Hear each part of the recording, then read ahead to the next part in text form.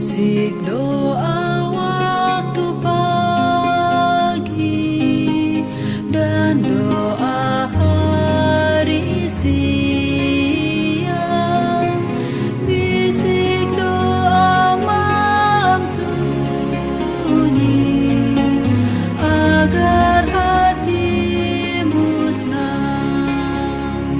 Salam sejahtera untuk kita semua, Shalom. Waktu yang indah ini mari kita siapkan hati dan pikiran kita. Kita akan merenungkan kebenaran firman Tuhan. Sebelumnya mari kita minta tuntunan kuasa sorga, kita berdoa. Bapa di sorga, kami datang di hadapan hadirat-Mu, memohon kiranya kuasa Roh Kudus-Mu dicurahkan di tengah-tengah kami, agar ketika kami membaca dan merenungkan firman-Mu, kami boleh memaknainya. Berkati anak-anak Tuhan dimanapun mereka berada yang sedang mendengarkan channel ini. Kiranya berkat surgawi melimpah-limpah atas mereka. Ini doa hamba-Mu dalam nama Yesus. Amin. Renungan hari ini berjudul menghindari lubang busuk. Ayat inti 2 Korintus pasal 13 ayat yang kelima. Ujilah dirimu sendiri, apakah kamu tetap tegak dalam iman. Selidikilah dirimu, apakah kamu tidak yakin akan dirimu bahwa Kristus Yesus ada di dalam diri kamu? Sebab jika tidak demikian, kamu tidak tahan uji. Pasien-pasien berkata kepada saya, gigi saya patah dan saya bahkan tidak menyantap apa yang salah. Bagaimana hal itu bisa terjadi? Masalahnya dimulai dari hal kecil.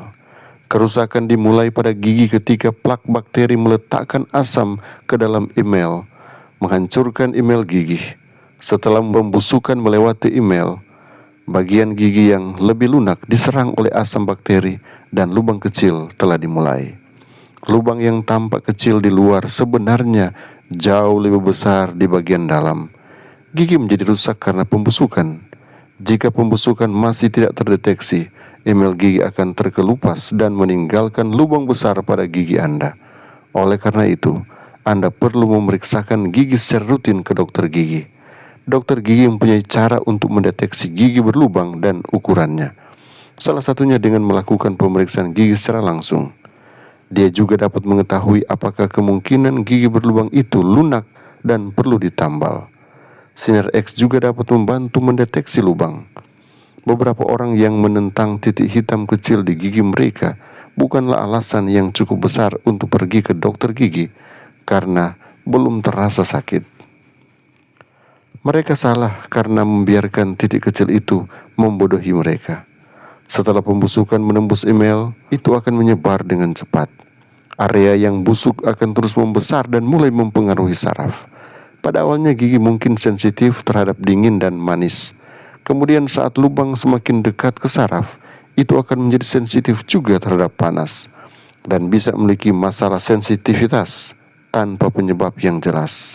Akhirnya pembusukan akan mencapai saraf dan timbul rasa sakit yang parah, dan bakteri akan merusak saraf dan tidak dapat diperbaiki lagi. Bakteri memasuki saraf ruang gigi dan gigi menjadi abses. Masalah ini dapat dicegah dengan mudah hanya dengan menambal gigi sebelum pembusukan mencapai saraf. Jika seseorang menunggu terlalu lama dan membiarkan sarafnya menjadi rusak, dokter gigi harus mengangkat saraf dan semua bakterinya dan mengganti ruang saraf dengan bahan tambalan gigi untuk mencegah abses. Iblis adalah perusak yang berusaha merusak hubungan kita dengan Yesus untuk menciptakan lubang busuk yang luas di antara kita. Yesus adalah pemulih. Dia bisa menghentikan pembusukan setan dalam hidup kita dan membawa kesembuhan bagi jiwa kita. Apa yang dapat Anda lakukan hari ini untuk memastikan iblis tidak membuat lubang busuk di antara Anda dan Yesus? Kiranya Tuhan Yesus menolong kita memahami firman ini. Mari berdoa.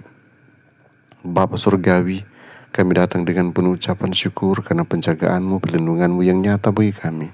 Kami masih butuhkan perlindungan hari ini. Kiranya Engkau akan kirimkan malaikat-Mu untuk menjaga melindungi kami di dalam melakukan semua aktivitas kami, sehingga semua yang akan kami lakukan berhasil dan terhindar dari hal tidak kami inginkan.